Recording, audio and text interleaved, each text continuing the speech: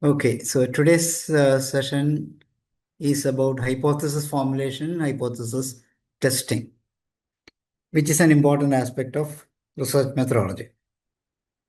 So I have a PowerPoint presentation.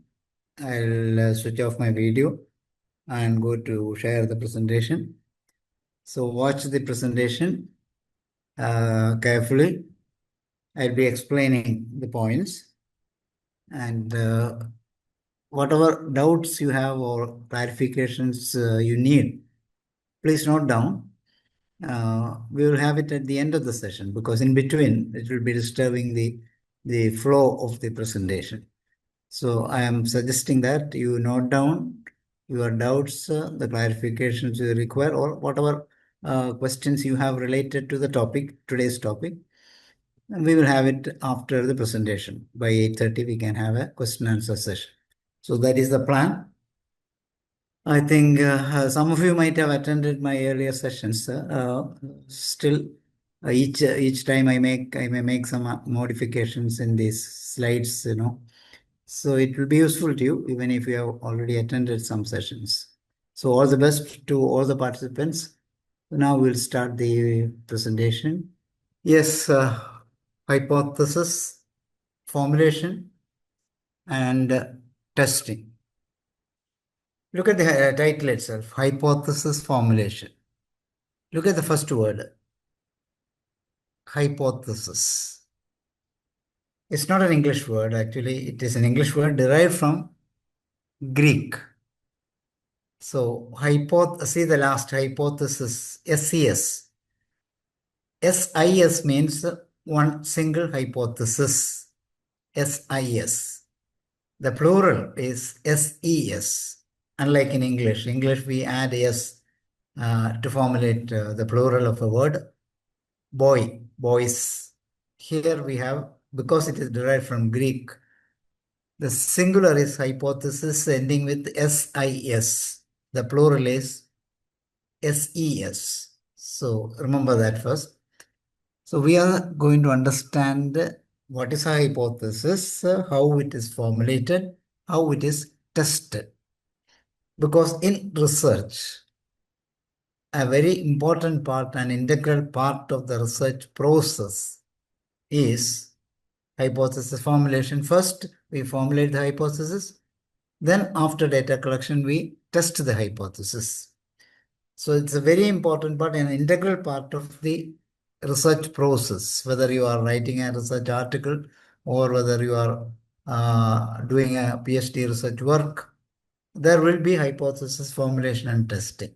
So you have to very clearly, as a researcher, we have to very clearly understand what is this hypothesis, what are the different types of hypothesis, how is it formulated, and how is it tested with the data. This is what we are trying to understand during the next 1.5 hours. So, because research is a process which consists of different activities. I'm coming to that. Okay, so let me see. Let us look at the research process. In research, there are different processes. It's not just one single process. Unlike your PG program, when you are doing your PG program, it is a unique, uniform process. You attend some classes, write an examination. Whereas in research, it consists of different processes, sequential processes done one after the other, and it takes a number of years to complete the process if it is a PhD work. So first, let us look at the research processes, the different processes. Research involves several sequential processes. So there is not just one process, different processes, they are sequential. Sequential means one after the other, one after the other. So you can complete one process only after a previous process has been completed. Say, for example, data analysis can be done only after data collection. Data collection can be done, primary data collection can be done only after preparing the questionnaire. So each one is a sequential process. So let us identification of the research problem and topic of the study is the starting point. We have to identify a research problem. Then what is the topic of the study? That is a starting point. Then you start your literature survey, try to understand all the previous studies on the topic, and try to understand the research gap. What is the gap that you are going to study? This is a very important aspect. Literature survey is a very good exercise. Then after having understood the previous studies, you are now ready to formulate the objectives of the study and the hypothesis of the study. I'll be explaining this later. And now I am just listing out the processes. Formulation of objectives and hypothesis. Then we prepare a research design. Design means what should we do? How are we going to collect the data? How are we going to analyze the data? How are we going to test the hypothesis? So a plan is prepared. That plan is called research design. Then we have sampling. We collect samples. We select the samples for the study. We do not study the population. We only study a sample of the population selected. That is called sampling. Then you prepare a questionnaire. If your study involves primary data collection, you prepare a questionnaire. Then you collect the data using the questionnaire. Then you analyze the data, which includes the hypothesis testing of the hypothesis. And now you are ready to prepare your final report, preparation of the research report. So you can see that there are different activities. These are sequential processes. Each one is different. They are not uniform. They are not similar. They are different activities. So in fact, you have to attend classes for tomorrow. We are having a class on questionnaire preparation. You will have to attend classes on data analysis, writing the report. So all this literature survey, how to do literature survey. So all these things are different processes in the research activity. Today we are concentrating on hypothesis. Tomorrow we'll be concentrating on the questionnaire, preparation of the questionnaire tomorrow. Okay, so now the hypothesis, the preparation for hypothesis formulation is in conceptual or theoretical framework. So your study, whatever be your study, it will have a theoretical background. You are selecting a problem related to commerce or management or economics.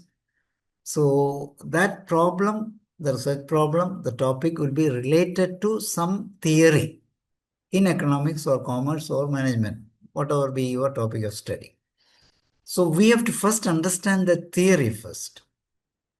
We have to understand that theory because that provides the conceptual framework. That is the support for your study. So you have to first understand before we start formulation of the hypothesis, we have to first understand very clearly what is the theory behind it. So we have to read the textbooks. The theory comes from textbooks. So we have to refer to the textbooks. We do literature survey to understand previous studies. There we read research articles.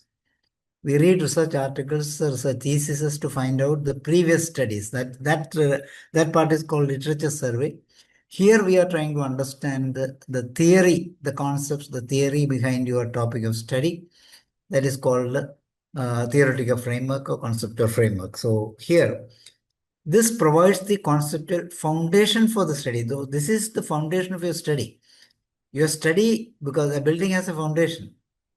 A building, otherwise the building collapses. So unless the building has a foundation, it will collapse. So your study should have a foundation. And that foundation is the theoretical framework of your study, the theory behind your study.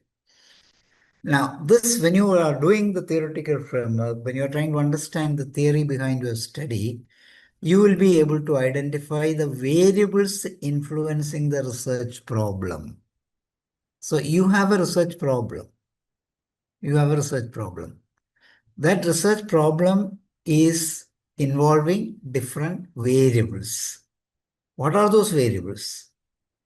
That you can understand only from the theoretical framework. Only when you read the theory behind your study, your topic, you will be able to understand the variables influencing the research problem. These variables will be interrelated. There will be interrelationship between the variables. So you'll be able to understand the variables and their interrelationships. And from this, the interrelationships between the variables, you will be able to formulate testable hypotheses because the hypotheses have to be tested. So the hypothesis is actually a reframing of your theory of your study, your topic. So your topic has a theory, it has variables, the variables have interrelationships. Now you are trying to verify whether those interrelationships are existing in the context of your study. Theory is applicable to all studies.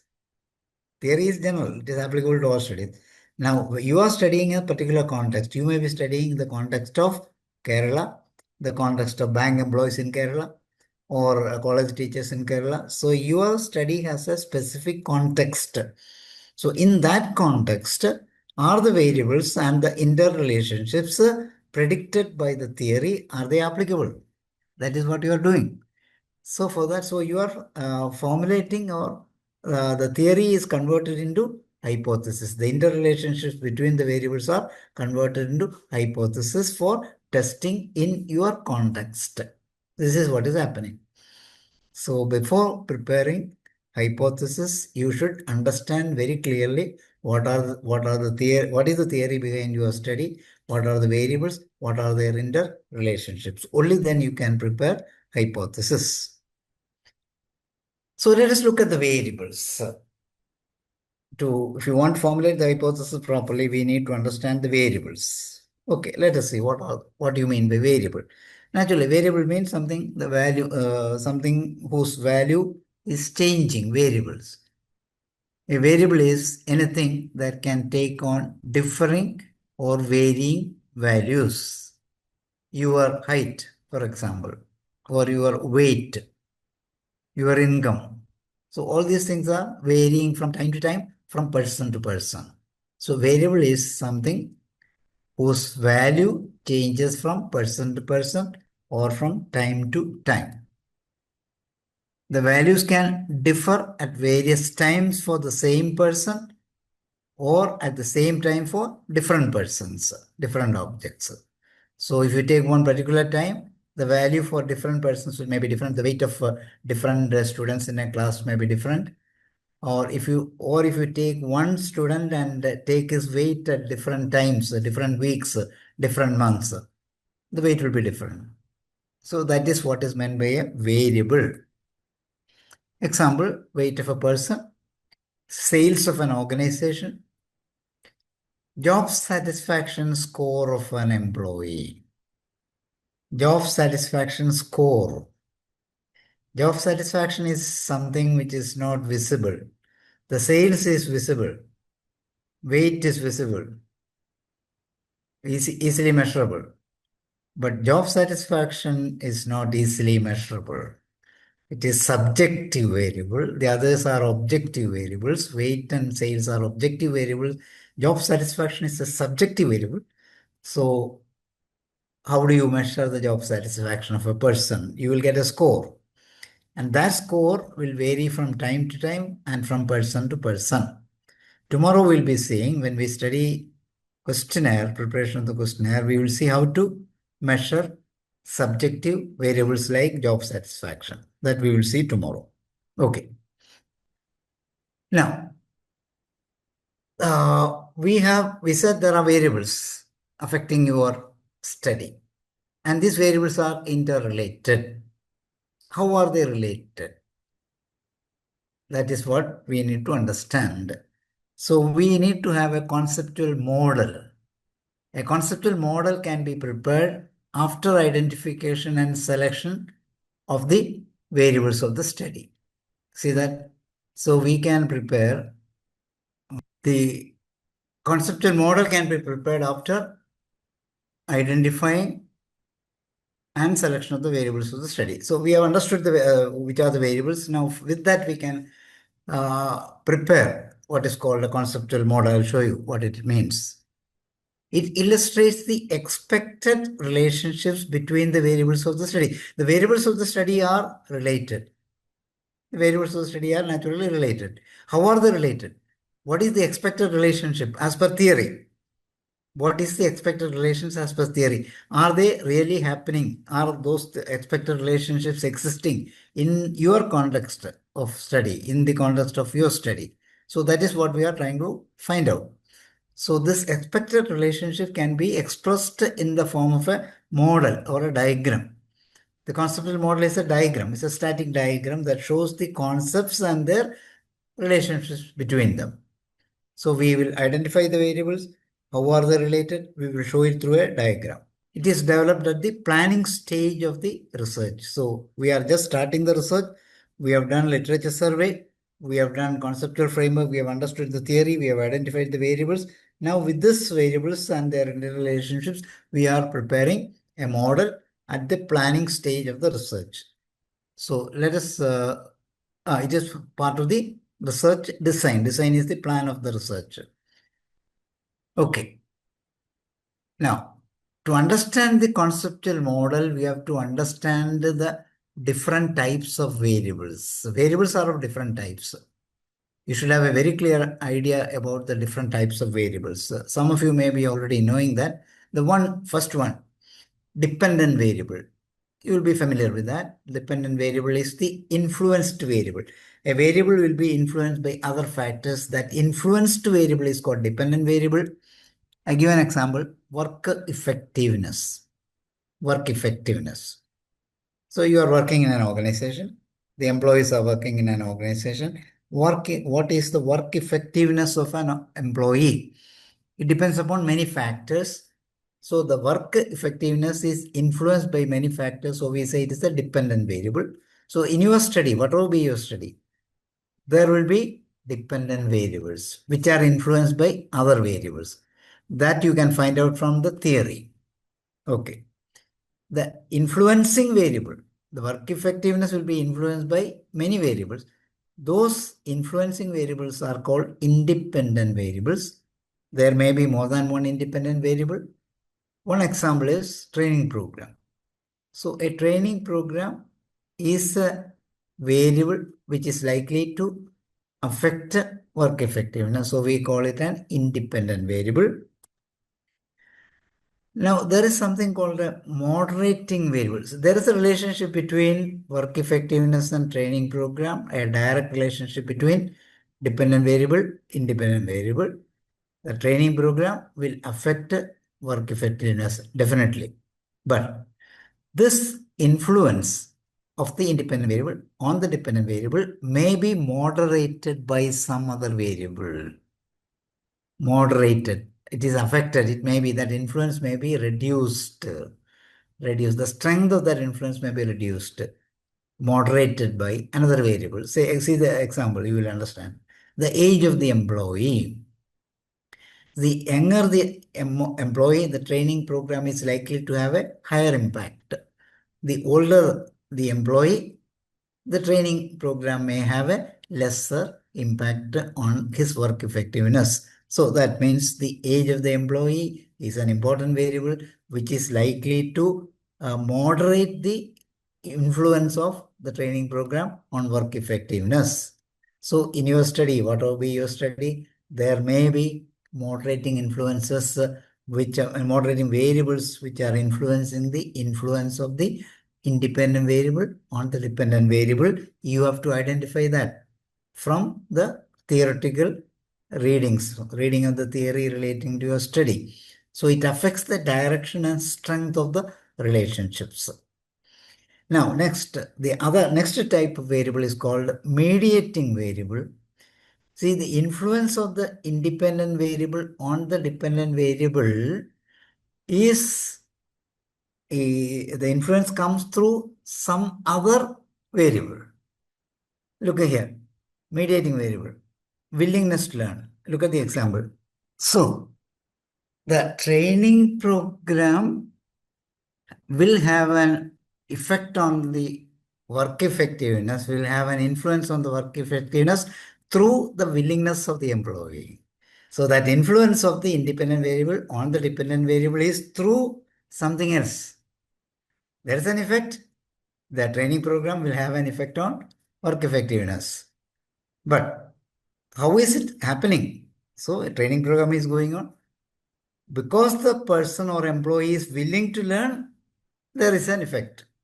So that influence comes through his willingness to learn. So in other words, the mediating variable is the variable which is mediating, which is coming in between, the independent and dependent variable. That is called a mediating variable. So we have a dependent variable and an independent variable. The relationship between the two variables may be moderated by a moderating variable or more than one moderating variable. And the influence of the independent variable on the dependent variable works through a mediating variable. Then we have something called a control variable. Control variable means the variable which is kept constant to avoid its influence. We are not interested in the influence. Supposing we are not interested in the influence of a particular variable, we keep it constant. Say, for example, residential status. So residential status may have an influence on the residential status of the employee, may have an influence on the work effectiveness, but we are not now in this study, we are not interested in that. Therefore, we keep it constant. Either we take only rural employees or we take only urban employees. So we keep it constant to avoid the influence of that particular variable, because we are not interested in that variable in this particular study. So sometimes there may be some control variables, but mostly the first four variables are important for a research study: dependent variable, independent variable, moderating variable, mediating variable. Okay. So let us look at a diagram, conceptual framework and example. This is the diagram. See here on the left side, there is an independent variable. There is an arrow which shows the direct influence of the independent variable on the dependent variable. That direct influence may be reduced by a moderating variable. See here, moderating variable may moderate this direct relationships. Then this independent variable is influencing the dependent variable through a mediating variable. See, so an arrow is coming from the independent variable to the mediating variable. From there, an arrow is going to the dependent variable. So the independent variable may have a direct influence on dependent variable.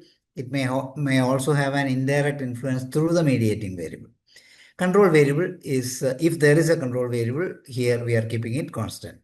So this is a simple diagram of a conceptual model which explains the interrelationships of the variables. So we are studying a problem. This problem has a theoretical background, and that background explains the variables in the study, and the variables are interrelated, and these interrelationships can be explained by these four different types of variables. And it is based on these variables, the interrelationships of the variables, that hypothesis will be formulated. So this diagram will help you to formulate your hypothesis. And at the end of this, after data collection, we will be testing whether these are expected relationships as per theory. These are the expected relationships as per theory. So actually, do these relationships exist in the context of your study? That is what we test through your hypothesis, testing of hypothesis. Okay. Let's take an example, a simple example, very simple example, just to make you understand, that's all. Look at the independent variable income level. A person is working, getting income, or he's doing a business, he's getting income. There's an income level is there. It is an independent variable. The dependent variable is happiness. So he is happy, satisfied because of the income. He's getting income. So there's a direct influence. But this income, the happiness produced by the income level, may be moderated by age of the employee. An younger person may be more happy because he is, for the first time, he is getting a salary. The salary is increasing after 5 years when he gets the first promotion and so on. So as you become older and older, this income is not very important. it has its importance, but that importance is reduced. The age is reducing or moderating the influence of income level on happiness, because at that age, when you are a senior person, then your happiness depends not only on income but also on other factors. Okay, this is a simple example. Let us take another example so that you will get an idea here. Look here, independent variables here. Independent variables. Independent variables. There are three independent variables. You are working, you have your role in the company. It demands there may be role overload may be there, role conflict may be there, conflict with other employees, role ambiguity may be there. So overload, conflict, ambiguity.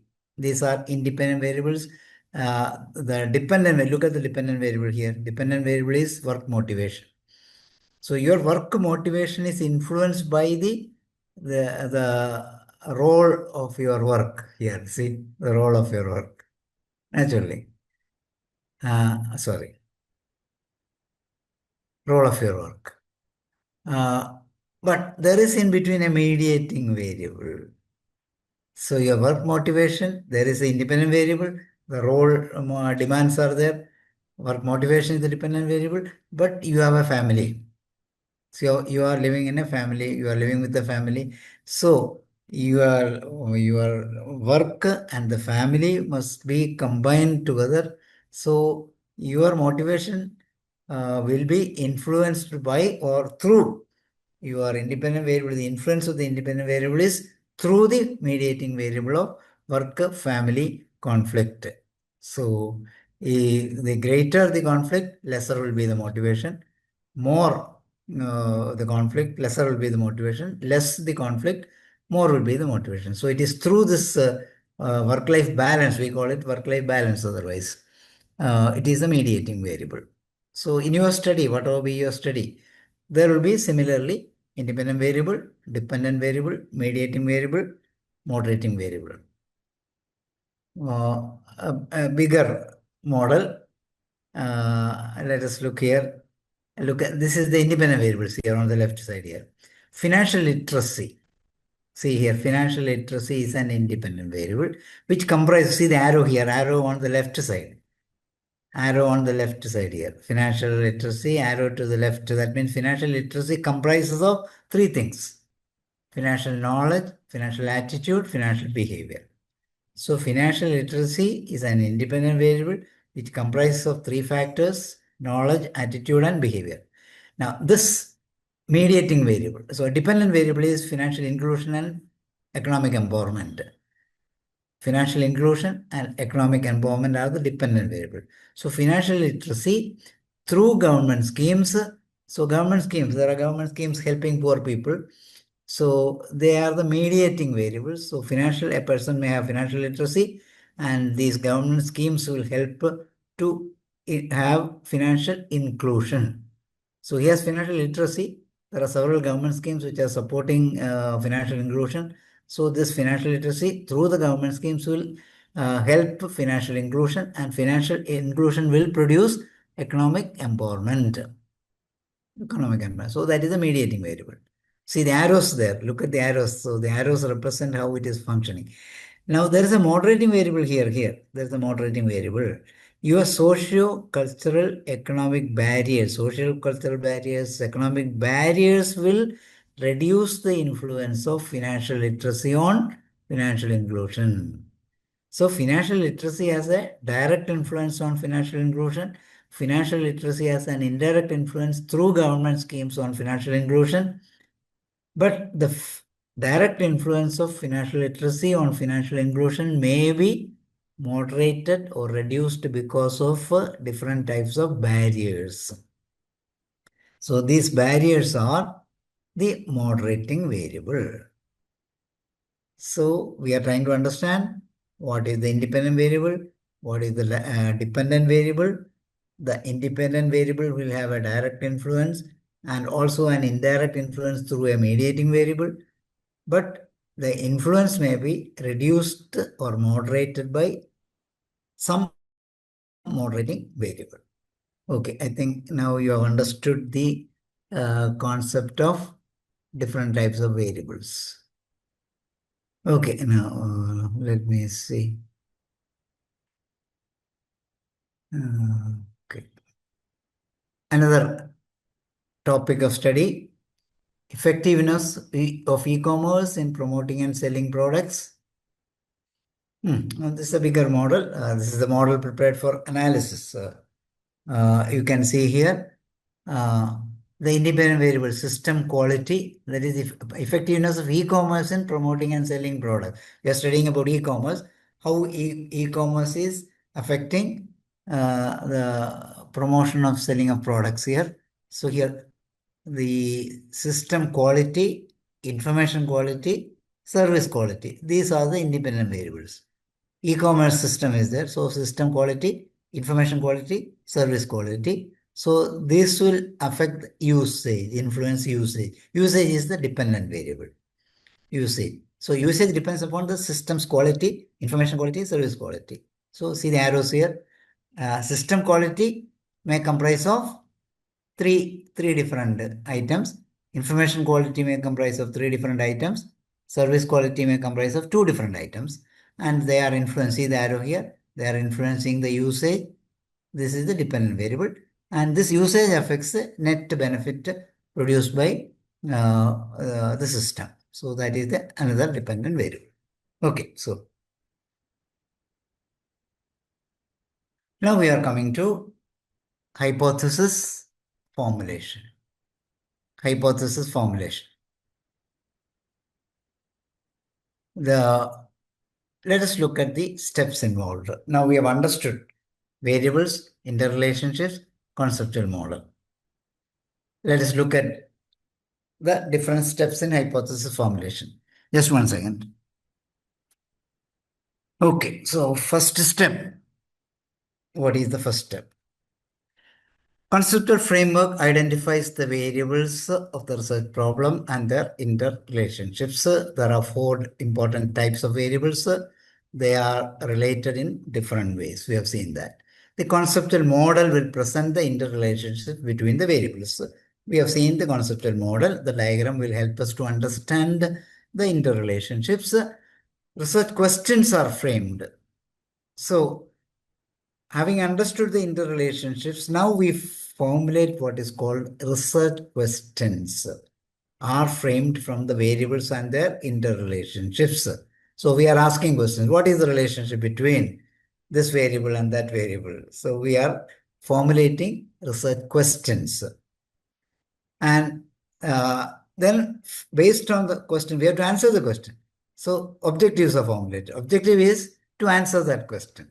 Supposing what is the relationship between, say for example, in the previous study we have seen here, what is the relationship between system, e-commerce system, system quality and usage. See, what is the relationship between, what is the influence of system quality on usage? What is the influence of information quality on usage? What is the influence of service quality on usage? So we are formulating a question. Then your objective is to assess the influence of system quality on usage. Second objective, to assess the influence of information quality on usage. Third objective will be, so for each question that objective is to answer that question. There is a question. So our objective is to answer that question. The third objective will be to assess the influence of service quality on usage. So these are connected. From the conceptual model, we frame research questions, and research questions, the objectives are to answer those research questions. See, the objectives of the study are formulated from the research questions, and hypotheses are based on the objectives of the study. Hypotheses are formulated from the interrelationships between the variables, the conceptual model, to provide answers to the research questions. So from the conceptual model, we frame research questions. Objective is to answer the research questions. Hypotheses are the statements expressing the interrelationship between the variables. And we will test and find out whether these expected relationships are existing in the conduct of your study. So this is the sequence of steps involved in the formulation of hypothesis. Okay. Now we are going to take each hypothesis and try to understand what are the different types of hypothesis. Okay, so yes, significance of the hypothesis. So, we will take the hypothesis, examples of hypothesis. But before that, significance of the hypothesis, that's, you know that it is understood, but still, hypothesis formulation and testing are important procedures in empirical research. I told you in the beginning, every research, we usually have hypothesis formulation and testing. They are important procedures. Hypotheses are formulated to guide the study in the right direction. So we are trying to answer, we have some research questions, we are trying to answer those questions. So this hypothesis will help us to answer those questions. So it is a guide for the study, to proceed the study in the right direction. Hypotheses are tested after data collection. Now we will formulate, then we will test it using appropriate statistical tools. So what are the tools to be used? How are they to be interpreted? All those things you will have to study separately. You have to study data analysis. You have to attend classes on data analysis or read books on data analysis. I will be mentioning what are the tools to be used, what is meant by hypothesis testing, etc.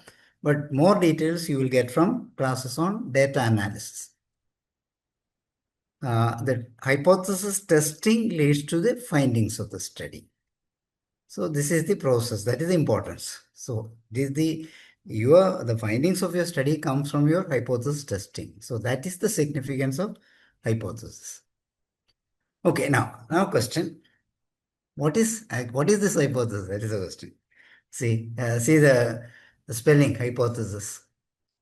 Singular hypothesis. One hypothesis. So what is it really? It is a statement. It's a simple English statement to be tested for its validity. It is what we are expecting. Hypothesis is something that we are expecting. We are not sure whether it is true or false. So it has to be tested for its validity. It is what the theory says. It is what the theory says. Is it applicable? Is it true in the context of your study? That we have to test by collecting data related to our study. So it is a simple statement. Now, this statement, there can be different types of statements, or there can be different types of hypotheses. This statement may express the relationships between the variables in a study, the independent variable and the dependent variable.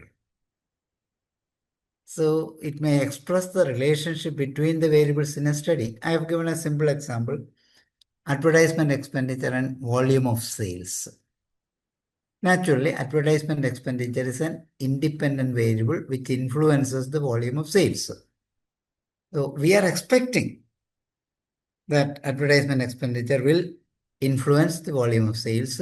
Does it really happen in your company or in your industry? The theory says that advertisement expenditure will influence volume of sales. But is it happening in your industry? Is it happening in your company? Is it happening in your state? Is it happening in your district? So that is what we are testing. That is what we are expressing as a hypothesis. So that is one type of hypothesis. Second type of hypothesis, it's a statement which postulates a difference between two groups in respect of some variable. So we are studying a sample. We have selected a sample from a population. We are studying the sample. The sample may comprise of different groups like male, female employees, or senior employees, junior employees. So different groups will be there. In your sample, there will be different groups. So we take a variable and find out whether this variable is differing between the groups. It's a very important aspect of any study. Say job satisfaction. Does it vary between male and female? Does it vary between managers and non-managers? Does it vary between elderly employees and younger employees? Very important question to be found out. So, a statement which postulates that there is a difference between different groups, like say performance score of boys and girls, is another type of hypothesis. These things you may know, but it may be a repetition, but still. A third type of hypothesis, a statement which postulates the existence of a specific characteristic. Stress relating to job. Stress relating to, does it exist in a particular organization or industry? Stress relating to a job. Does it exist? Say bank employees in Kerala. Are they having stress related to job? Does it exist? Does it exist, or it exists or it does not exist? So we have to find out. So that is another type of statement or another type of hypothesis.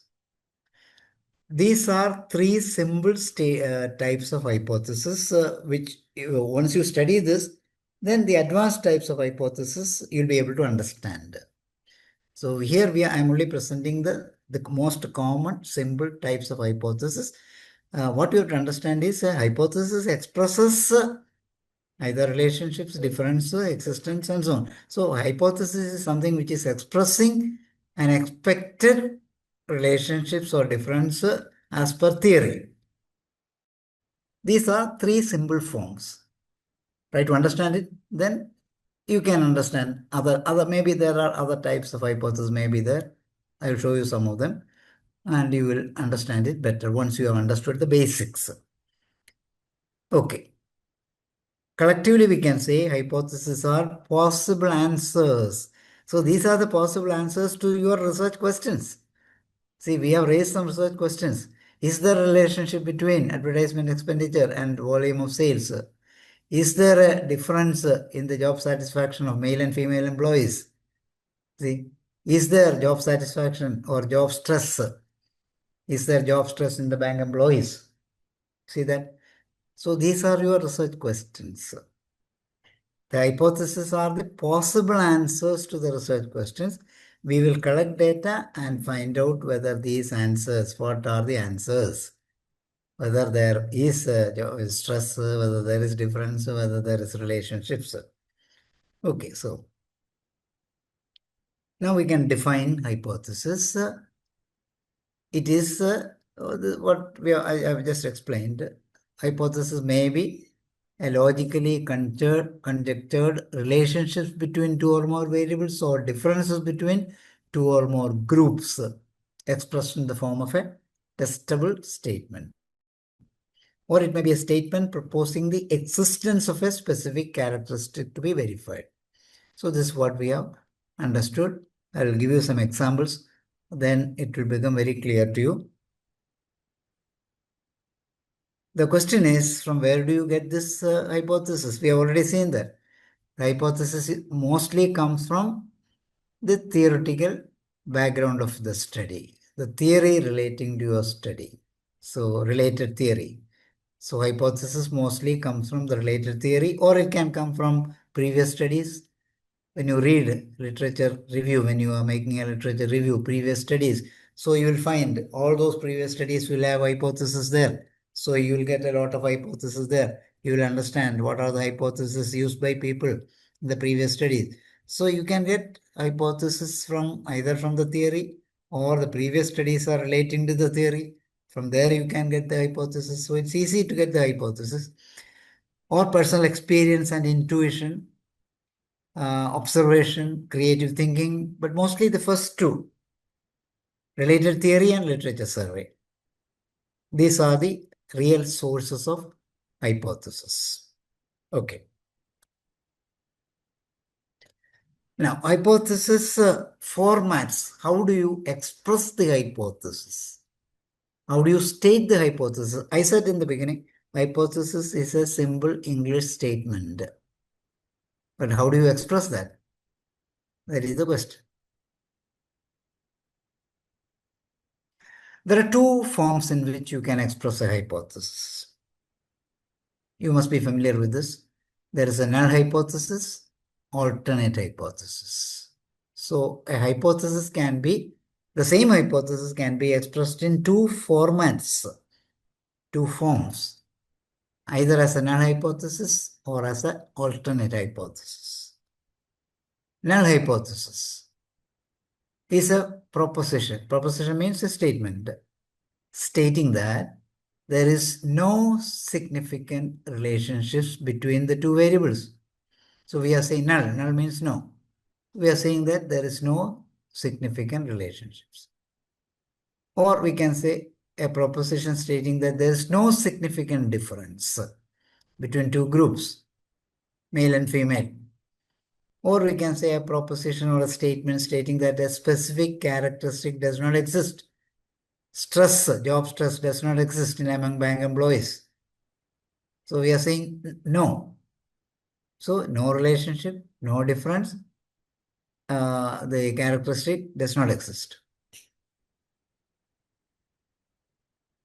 It may be true, it may not be true. Sometimes the opposite may be true. The opposite is called alternate hypothesis.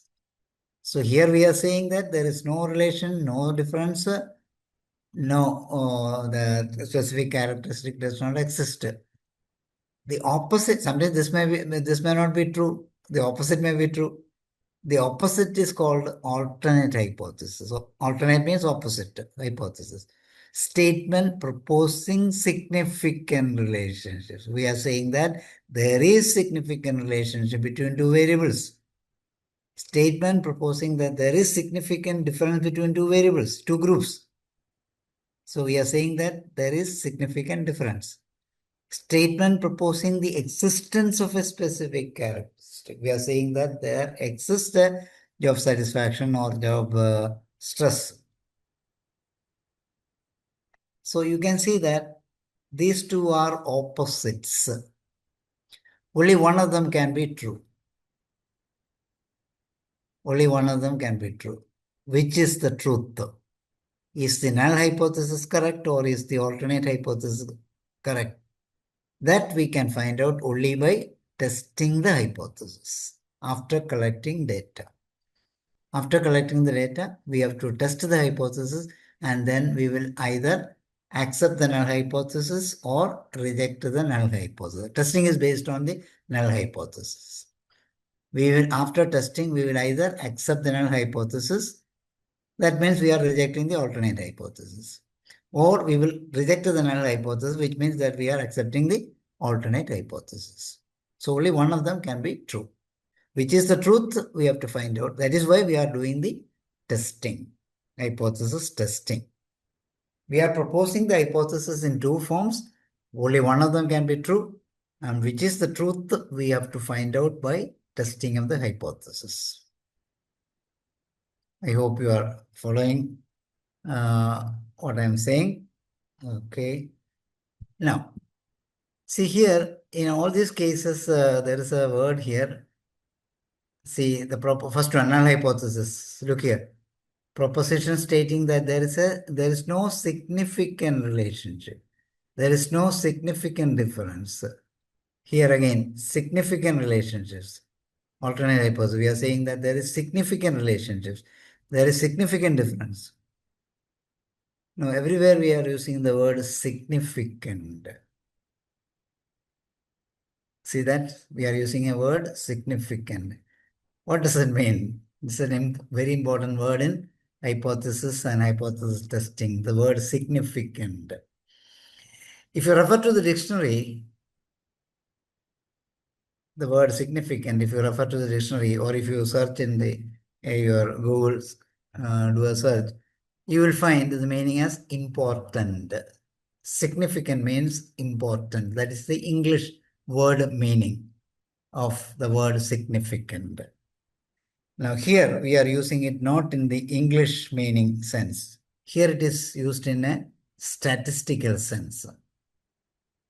This significant here, the word has a statistical meaning, which I will explain later on.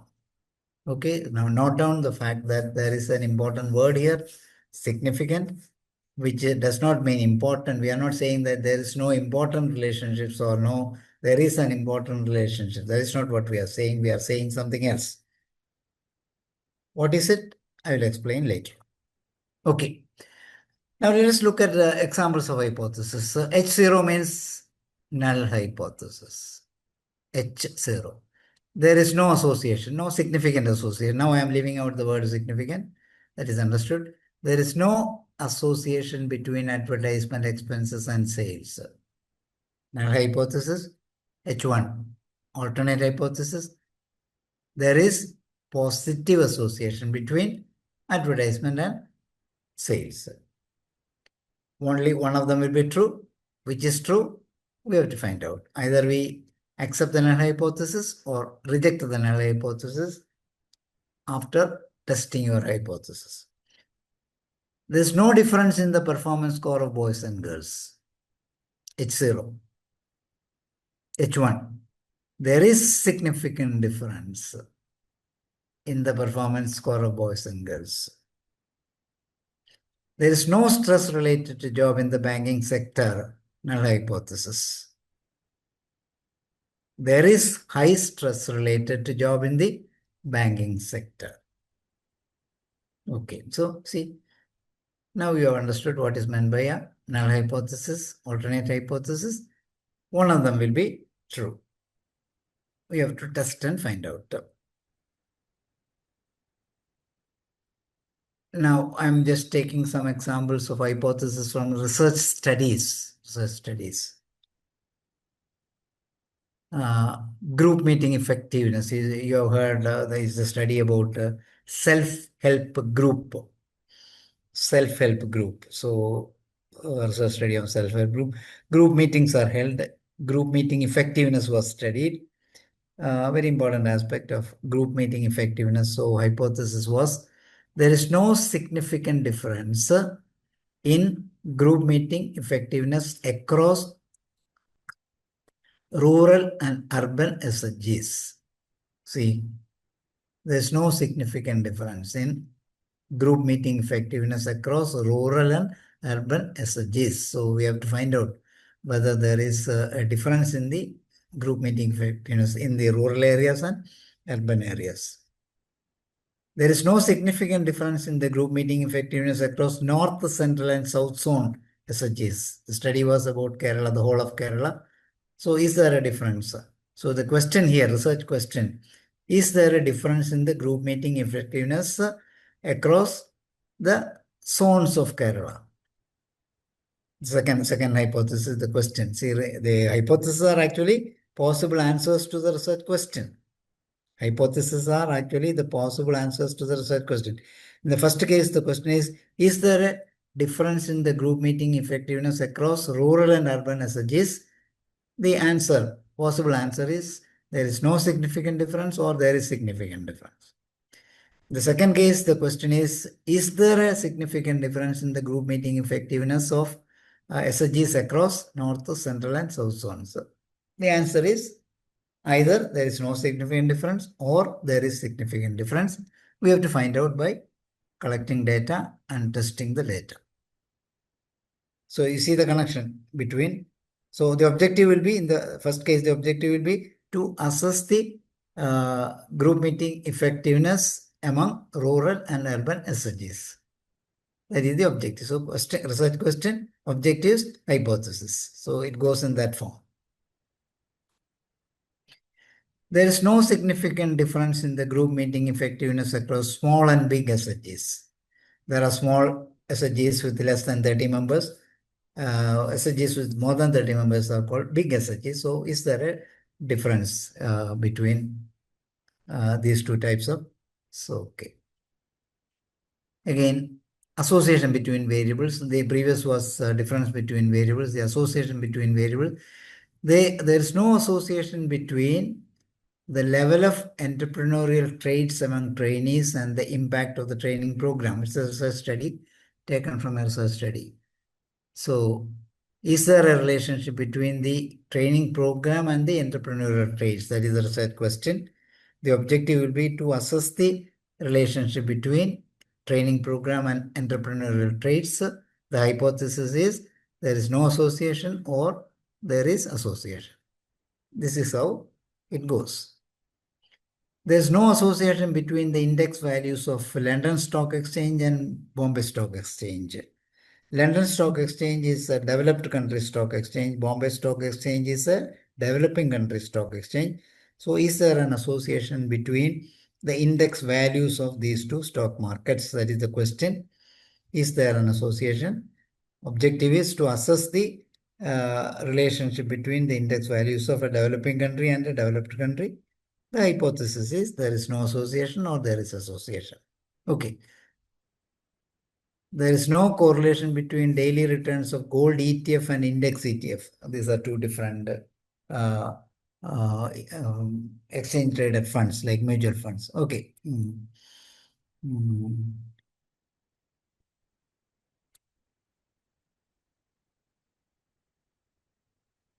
These are econometrics anyway. Okay, I think you have understood now the basics of what is a hypothesis, what are the different types of hypothesis, what are the formats of expressing hypothesis. How do you express a hypothesis, in which format? Okay, now we are coming to hypothesis testing. We have studied now hypothesis formulation. Hypothesis testing. What are the steps involved in hypothesis testing? First, we have to state the null and alternate hypothesis. Okay, only one of them will be true. Then, for testing the hypothesis, we have to choose the appropriate statistical test or tool. For testing the hypothesis, if it is relationship, we have to apply a particular statistical tool. If it is difference, we have to apply a particular statistical tool. So we have to choose the appropriate statistical test. Then determine the level of significance. So I said there is significant difference. There is significant relationship. What is the level of significance we desire? I'll explain that later. Then you apply the test to the sample data. We have collected a sample data. We have selected a sample, collected the data from the sample. So sample data is available and we apply the test to the sample data and you will get the result that is done by the software. And based on the results, accept or reject the null hypothesis. So this is what we do. We either accept the null hypothesis. If you accept the null hypothesis, that means alternate hypothesis is rejected.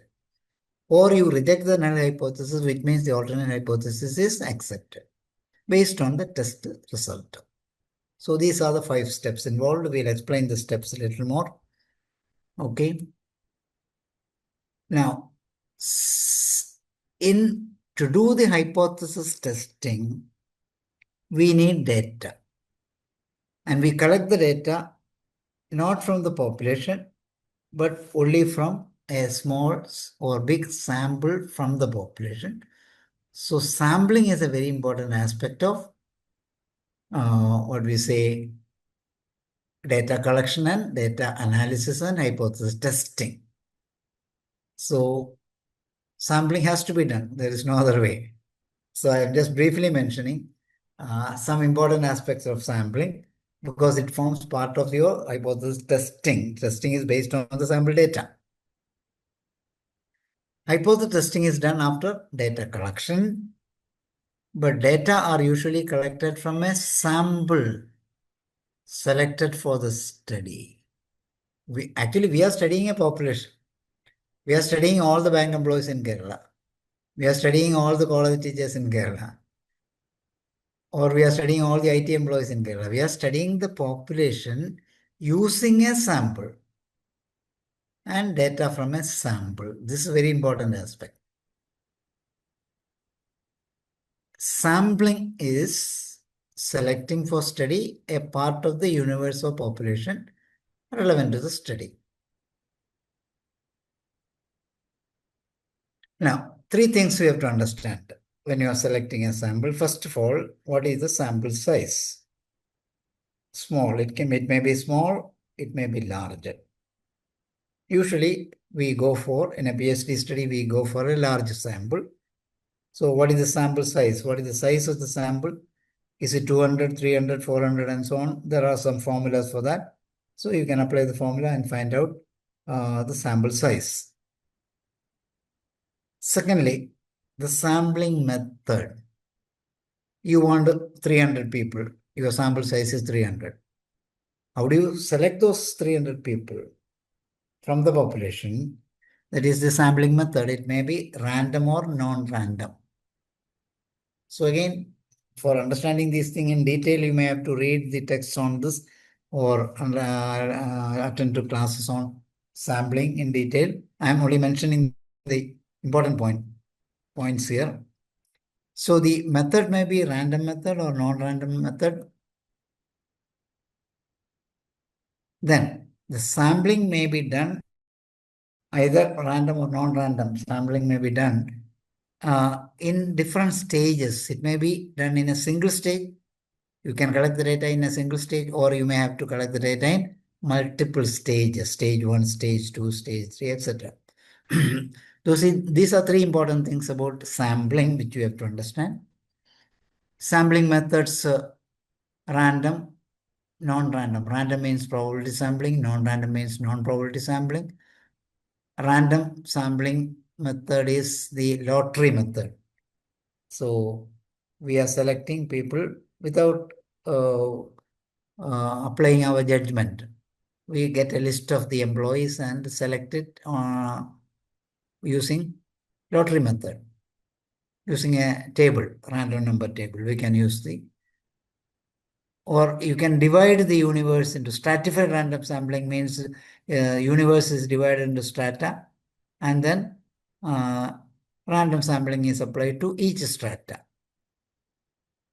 Non-random sampling methods are purposive sampling. We select the sample with a specific purpose. Selection of sample is based on some specific purpose.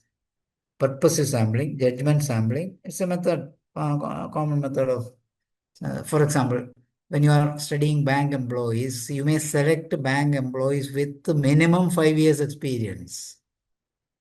Minimum 5 years experience. So you have a purpose. You have a criterion for selecting. That is called purposive sampling. Convenience sampling.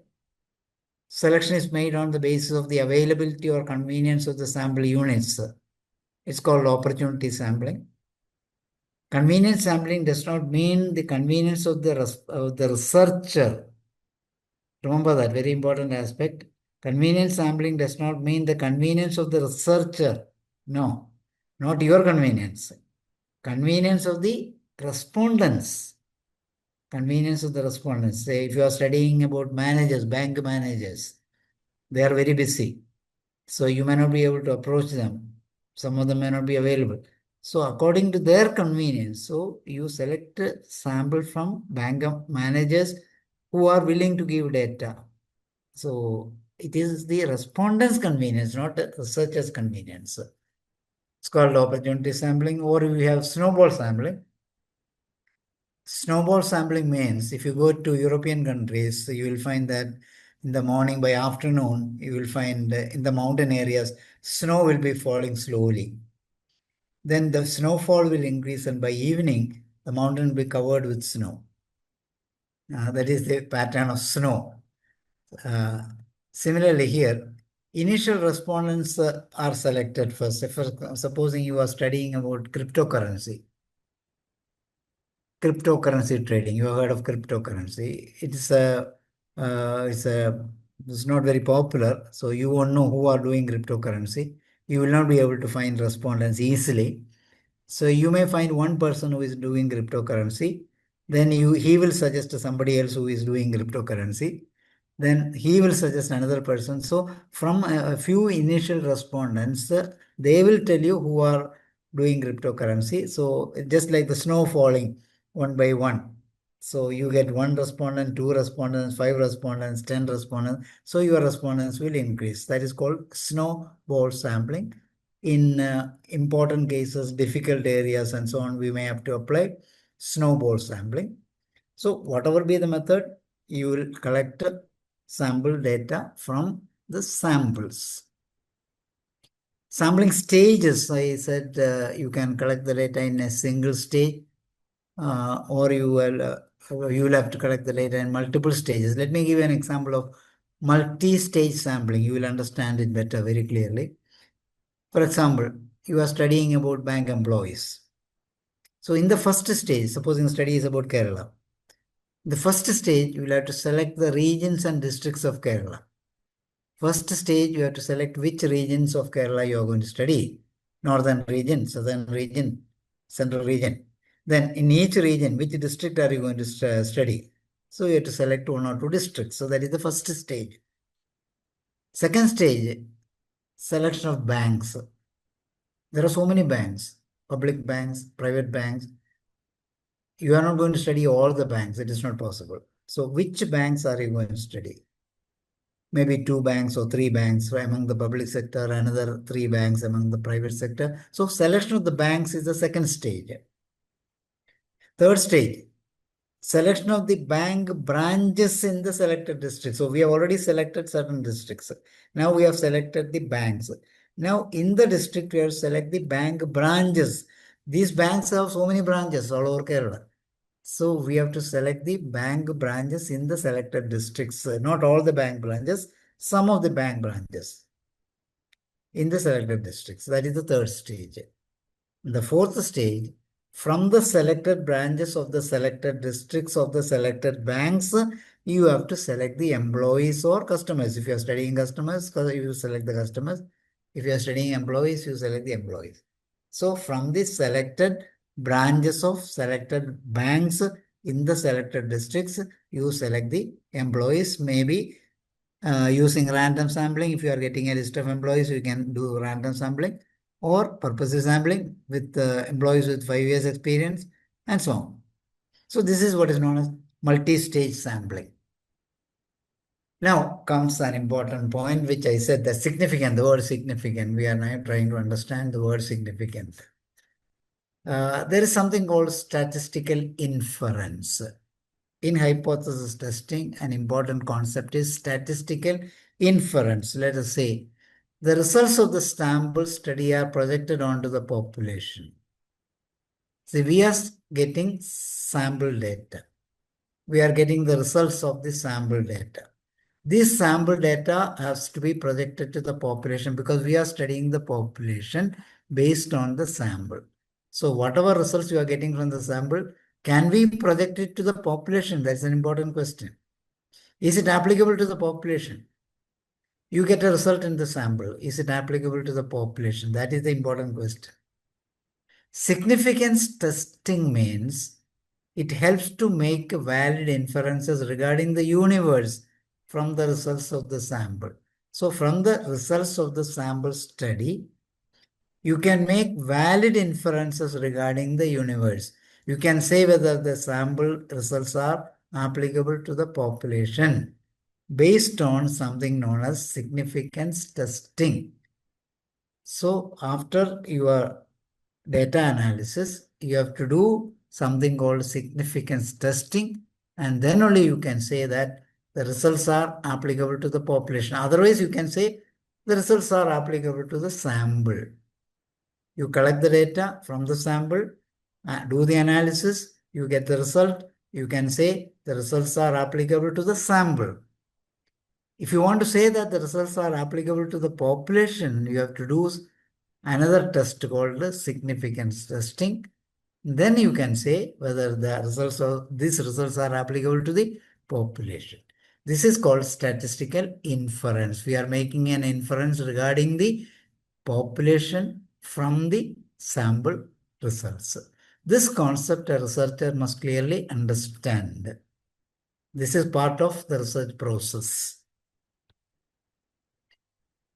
Now let us understand what is meant by hypothesis testing. Hypothesis testing is different from statistical analysis. I repeat once again. Hypothesis testing is different from Statistical analysis. Statistical analysis is you are analyzing the data collected from the sample. You are finding out the correlation or regression. That is statistical analysis. Hypothesis testing is something different. We will try to understand the meaning of hypothesis testing. Hypotheses are statements about population of the study. This is a very important statement. Many research scholars do not know that. Hypotheses are statements about population of the study. When you say that there is a difference in the job satisfaction of male and female employees, supposing you say that there is no difference, a null hypothesis, there is no difference in the job satisfaction of male and female employees in the IT sector. This statement is about the population, not about your sample. So, is it true? Statistical tools like correlation, t-test, ANOVA are applied on the sample data only. Statistical tools are applied on the sample data only. So the test results indicate the status of the sample only. See, this slide is very important. This slide is very important. Test results indicate the status of the sample only regarding association between variables, difference between groups, existence of specific characteristics, etc. Hypothesis testing is done to find out whether the test results apply to the population of the study. That is hypothesis testing. Hypothesis testing is finding out whether the test results are applicable to the population of the study. How do you do that? That is the question. We calculate something called, or software will calculate it for you, a value called p-value, probability value. P-value is used to determine whether the results are applicable to the population, the sample results. So p-value is used to determine whether the results are applicable to the population. Simple. Hypothesis testing is simple. Now it is simple. When I was doing research, we had to do all these calculations using our own computer was not there at that time. We only had calculators. So writing down the formula using the calculator we had to do. Now computer is there, software is there, so you don't have to do anything. Software will give you everything. You only have to interpret the results. So the software will give you a p-value, and this will be used to determine whether the results are applicable to the population. P-value indicates the percentage of times the results are not applicable to the population. P-value indicates the percentage of times the results are not applicable to the population. So p-value, it is given in decimals. The p-value, supposing the p-value is 70%. P-value is 70%. 0.7. P-value is 0.7. That means 70%. Okay. What does it mean? It means is the percentage of times the results are not applicable to the population. So in 70% of the times, the results are not applicable to the population. You did a test, you got the sample result. Now, but 70% of the times, this result is not applicable to the population. You see, that is the p-value. Then, supposing the p-value is 40%. P-value is 40%. What does it mean? It means you collected data from a sample, did a test analysis, correlation or regression. You did a correlation, for example. You did correlation, fine. You got the result. There is an association in the sample. But is it applicable to the population? P-value says 40%. That means it is applicable to the population only 40% of the times. What we want is the p-value should be 0. P-value should be 0. So 40%, p-value 40 means 40% means it is not applicable to the population 40% of the time. 10%, supposing p-value is 10%. So that means this result is not applicable to the population in 10% of the times. P-value is 5%. That means this result is not applicable to the population in 5% of the times. 0 means it is not applicable to the population in 0% of the time. That means always it is applicable to the population. So ideally we want p-value as 0. That means it is applicable to the population always. But being social sciences, we will not go for 0%, we will go for 5%. So we want a p-value of 5%, which means in 5% cases, sometimes the result may not be applicable to the population. Doesn't matter. It is social science. So we are prepared to accept a p-values for 5%. That means when the p-value is, let me show you. When the p-value is less than 0.05, it is inferred that the result is applicable to the population.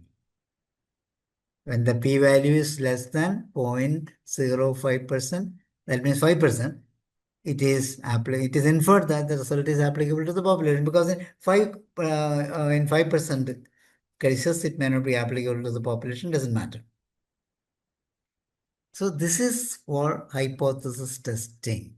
So hypothesis testing is done with the help of p-value. When the p-value is less than 0.05, we say the results are applicable to the population. That is the meaning of hypothesis testing. That is the level of significance. See, in the previous, remember, we said, now once again, see here. See, before here. See the third point. Determine, this is the steps in hypothesis testing. Determine the level of significance desired. That level of significance is 5% in social science. That is, the p-value will indicate the level of significance. So when you get the result, the p-value will indicate the level of significance, and we want it to be 5% or less than 5%. So this is what, this is the meaning of hypothesis testing. So what are the statistical tools for hypothesis testing? A summary. We have to attend classes on data analysis. Here I'm just giving you a summary, statistical tools for hypothesis testing. A summary. Inferential statistics are used for hypothesis testing. Descriptive statistics are used for describing the data. Inferential statistics are used for hypothesis testing. There we have two types of statistical tools, parametric tests and non-parametric tests. Parametric tests are used when the data are normally distributed. Otherwise, non-parametric tests may be used. So all these things you will understand better when you attend a class on data analysis. So inferential statistics are used for hypothesis testing. Parametric tests are used when the data are normally distributed. The data which you have collected, you have to test for normality. If they are normally distributed, you can do a parametric test. Otherwise, you can apply non-parametric tests. Correlation and regression are used for, these are parametric tests. They are used for the study of association between variables. Correlation and regression are used to study the association between variables. T-tests and ANOVA are used for study of difference between groups, because we are studying either association between groups or difference association between variables or difference between groups. T-tests, ANOVA, they are used for studying difference between groups. And in all these cases, these are statistical analysis. These are statistical analysis, not hypothesis testing. These are statistical analysis applied on the sample data. Hypothesis testing we are making with the help of p-value is used to determine the statistical significance of the association or difference. Whether this association or the difference that you find in the sample data, whether it is applicable in the population also, we determine with the help of p-value. P-value. When p-value is less than 0.05, the null hypothesis is rejected. The null hypothesis is rejected. So, supposing the null hypothesis is that there is no association between advertisement expenditure and sales, that is the null hypothesis. So, null hypothesis, there is no association, no significant association between advertisement and sales. We collect sample data, we do an analysis, we do a correlation, and you find that there is a correlation. There is a correlation. That is in the sample. So, there is a correlation in the sample, but is it applicable to the population? So, in the sample, there is a correlation. Okay, fine. But is it applicable to the population? That is the question. For that, we have to look at the p-value. If p-value is less than 0.05, we reject the null hypothesis that there is no association. Hypothesis is regarding the population, remember. Hypothesis is regarding the population. There is no association between advertisement expenditure and sales. That when the p-value is less than 0.05, we reject the null hypothesis and say that there is an association between that. In other words, the association that we see in the sample is also applicable to the population. If the p-value is more than 0.05, then we accept the null hypothesis and we say that even though in the sample data there is a correlation, it is not applicable to the population. We accept the null hypothesis that there is no association between advertisement and sales expenditure in the population. That is the point. Okay, I think I have an example. I think now it's already 8:30, so we will go for the question answer session. I had an example with me also. Example regarding a real study. Doesn't matter. I know this some of the reference books here. So, research methods for business, Uma Shegaran. Kothari's book is there. Then the third one is John Best is one of the foreign books. Usually people use this Kothari book is used in India.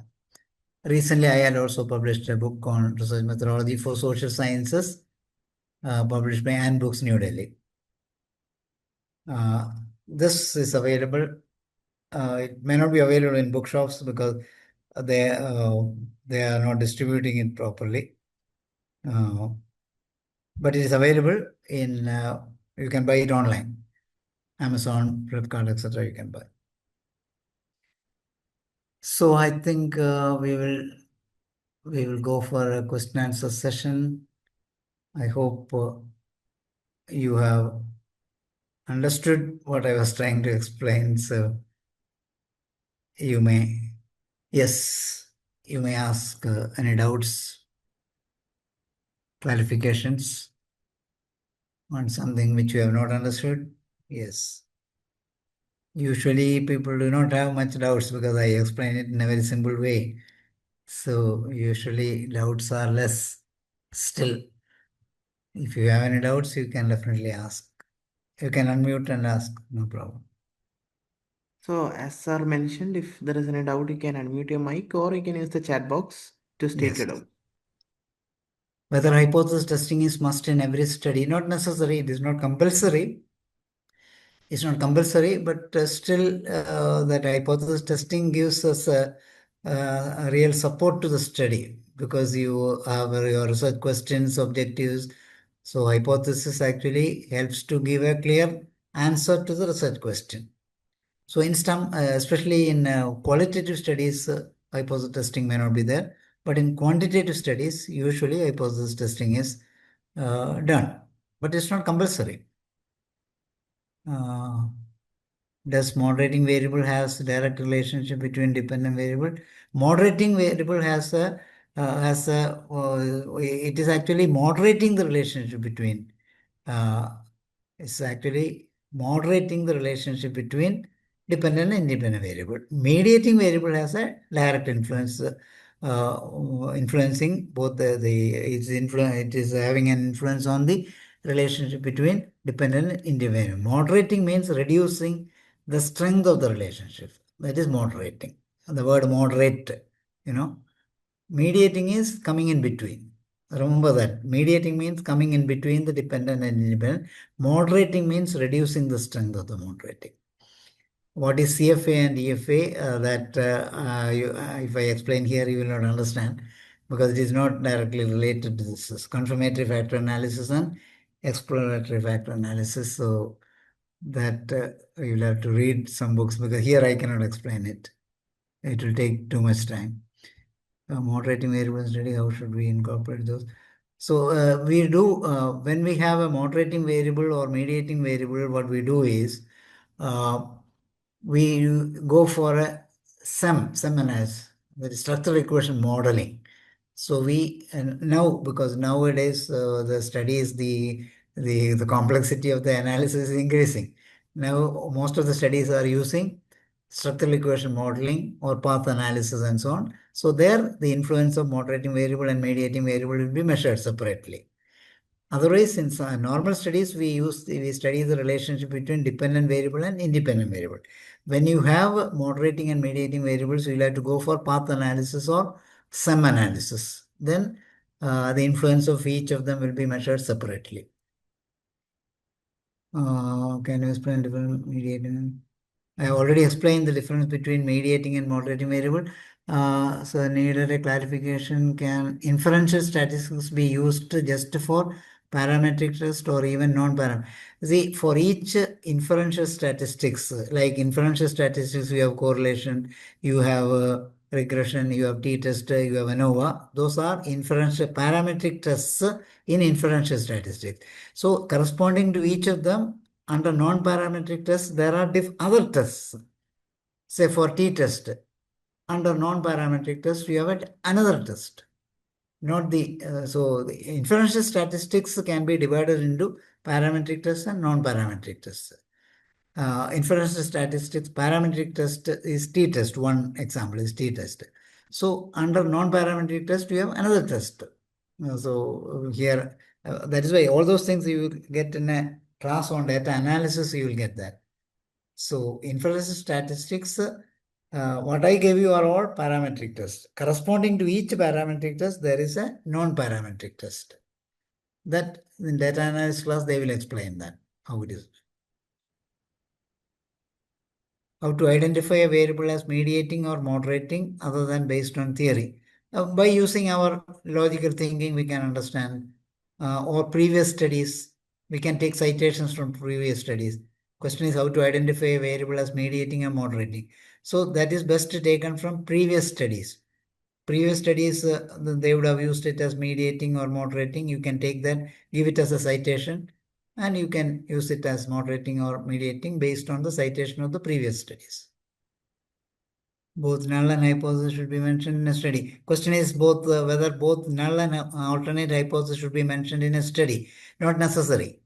You have a choice. Either you can say null hypothesis, or you can give both null and alternate hypothesis. Or sometimes nowadays the trend is to give the alternate hypothesis because from previous studies you take the alternate hypothesis. Earlier it was the practice was to give null hypothesis alone. Now it is the other way around. The latest practice is to give alternate hypothesis.